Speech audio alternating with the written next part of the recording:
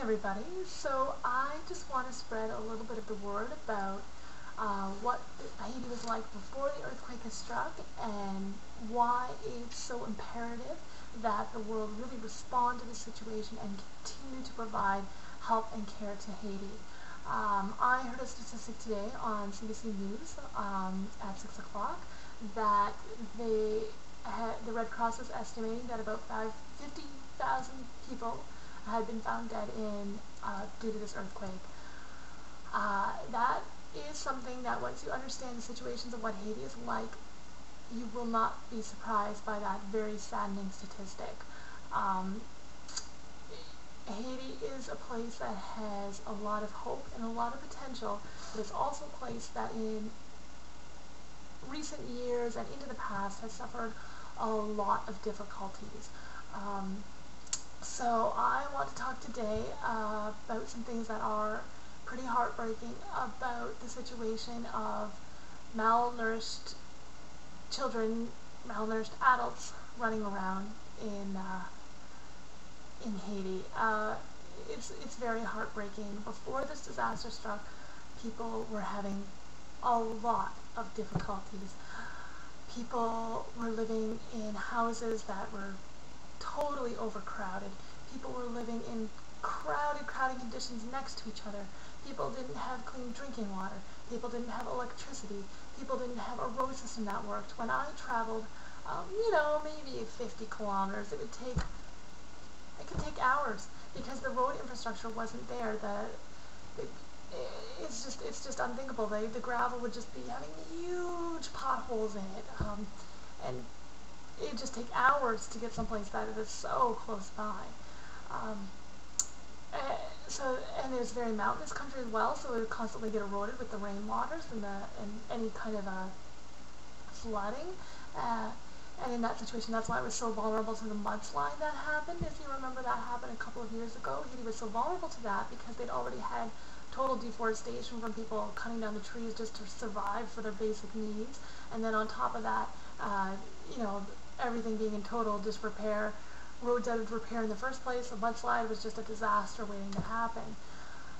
This situation of the earthquake, it's a similar kind of thing where people living in totally crowded conditions, people not having clean water, people not having sewage system, people not having trash disposal. It's a disaster waiting to happen because it affects so many people when something like that does happen. No building inspectors, no, anything, just anything. Informal settlements. The majority of the population was an informal settlement. I don't even know if there's a way that's possible to have a formal settlement in Haiti because the administrative system was impossible to navigate.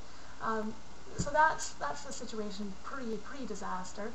After the earthquake struck, that's why there have been so many deaths, because the situations were so unstable in the first place. Now, they're talking about bringing clean water into the country. The country didn't have clean water before the disaster struck, so that's why it's so vital to be getting those things out there, because people were already living in such difficult circumstances. This comes along another blow. I promised I'd talk a little bit about malnutrition, so that's something I saw every day. I was living in Latibonite Valley in 2002 and 2003. That is considered the breadbasket of Haiti, and that's why I didn't see as much malnourishment. When I went up into Cap, which is one of the biggest cities in the north of Haiti, when I went down to Okai in the south, children, it would just break your heart to see it. You could just look at them and tell, just from looking at them, that they were not getting the protein they needed. Their hair was falling out. Women would grow hair on their chest because they didn't have the proper chemicals to make estrogen. Yeah, it's really, it's just a really difficult situation. So that's the situation. Oh, and by the way, I think it's the UN Food and Agriculture Organization. I'm not sure exactly which organization it was, but they declared that Haiti officially had to import food. They were unable to self-sustain. So you can imagine people having to buy food. They don't have any money. How are they supposed to buy food? So, and yet that was the official stance, that Haiti does not have enough agriculture to supply their own population with the food that they need. They're forced to import and forced to buy food just to feed their population. So this is pre-disaster. After a disaster like that, when people have nothing, when people's houses are completely unstable, it impacts people so much more because the pre-existing situation was totally unstable.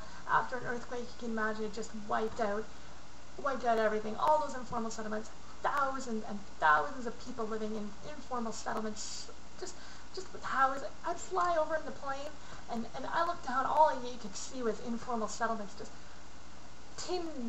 corrugated tin houses, roofs of the houses, that's all you saw. And yeah, it was really desperate situation before, and now this is just one more thing. But you know, another thing is that like Haiti has a lot of hope, and I want to get that across too. Haiti is a country that has been through everything. It's just been through everything, and you know what, it is the first, or no, sorry, it was the second country in the entire world to free itself from colonial rule, and that is just incredible. The first and only country in the world that ever had a nation born out of a slave revolution. That is the legacy that Haiti brings to the world.